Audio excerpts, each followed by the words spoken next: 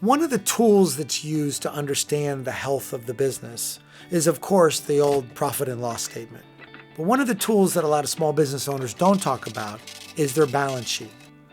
It's essentially like a health report of your skeleton. It tells you the good things and it tells you the bad things.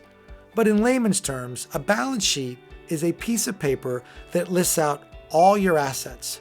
Those are things that you own. There's different categories of assets. Let's take a look at a few. The most important asset is cash. That's money in the bank. It's actual liquidity, money that you can go to the bank and pull out. That's a liquid asset.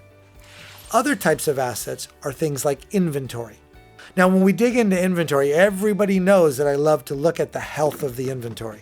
How long has it been here? How relevant is it? And many, many times small businesses make the mistake of inflating their assets by leaving old inventory on the balance sheet. If you have old inventory, cross it out.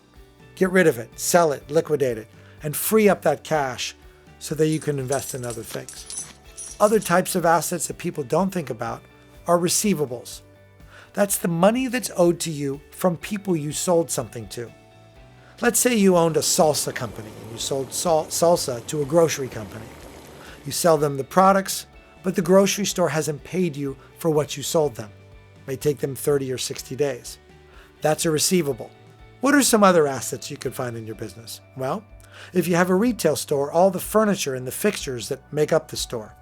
If you have a back room, it's all the shelving, the computers, the phones. What about intellectual property? Like the brand of your business or a proprietary recipe. That's called an intangible asset. You know what else is a big asset? Your people, but they don't show up on paper. But I still look at them as an intangible asset. When you're studying your balance sheet, let's summarize. Cash, inventory, furniture, fixture, receivables, and some cases, intellectual property.